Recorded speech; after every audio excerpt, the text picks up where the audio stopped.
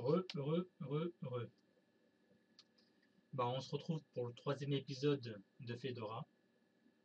Alors cet épisode est consacré à l'installation passive, donc automatique, avec l'utilitaire Kickstart. Alors moi j'ai désinstallé. Alors pour l'installer, c'est yum install system config kickstart, comme ça là. Donc après avoir installé l'utilitaire, on va créer un dossier. Donc mk dire à la racine, on va l'appeler réponse, entrée, et on va partager ce dossier. Donc on fait vi /etc/ export. Ok. On fait i pour insertion. Et juste en dessous, on tape /réponse espace 192.168.0.0/24 et entre parenthèses ro, sync. Fermez la parenthèse. Donc échappe 2.wq entrée. Donc après l'avoir partagé, on va restart le service NFS, sinon il n'apparaît pas dans les partages. Donc service NFS restart. Voilà, donc ça c'est fait. Donc maintenant on va taper la commande qui nous permet de voir les partages. Donc on fait export fs. On voit réponse partagée. Donc maintenant on va aller dans le fichier default et on va rajouter le fichier réponse, le dossier réponse, pardon. Alors on va faire vi /var /lib /tftp boot /pxe.cfg /default. Alors juste en dessous ici, alors i pour insert, on va rajouter la ligne suivante, donc qui est ks égale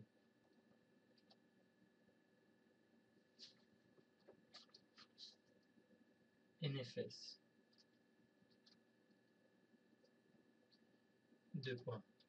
192.168.0.100 /réponse /ks.cfg.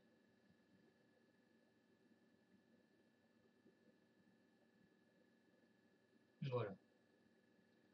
Alors échappe 2.wq pour enregistrer et quitter.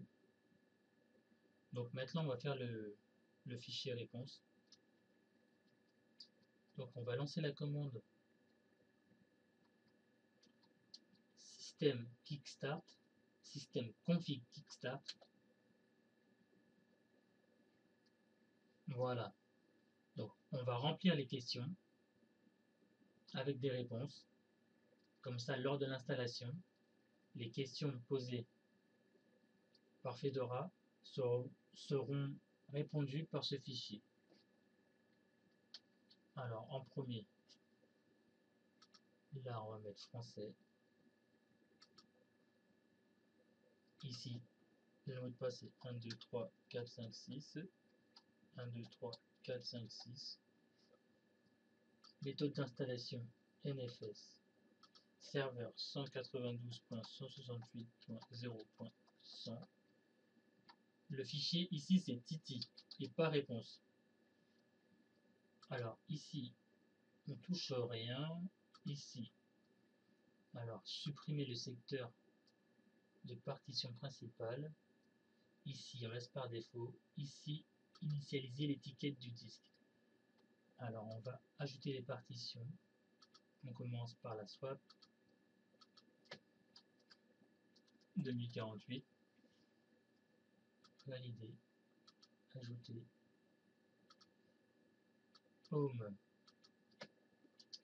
2048, valider, et racine,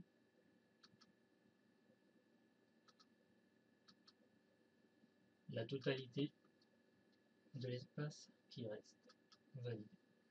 Alors, configuration réseau, là on touche rien. Authentification, là non plus. Configuration du pare-feu, Linux, Linux pardon, désactivé. Alors, configuration de l'affichage, on va mettre activé en mode reconfiguration. Sélection des paquetages. Alors, environnement de bureau, GNOME. Système de base,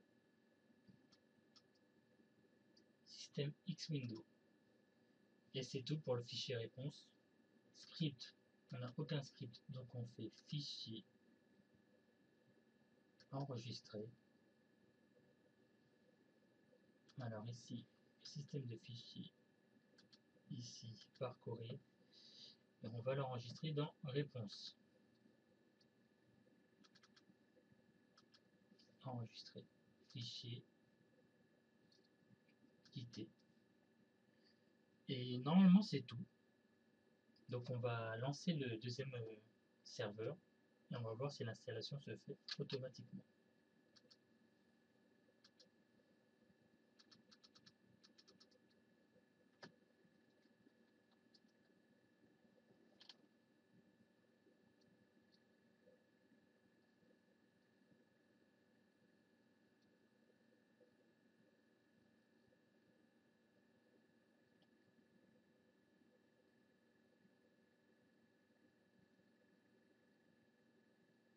Et ça se lance.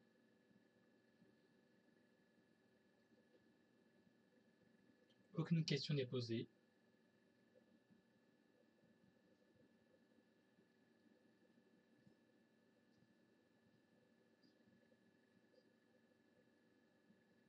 L'installation va débuter.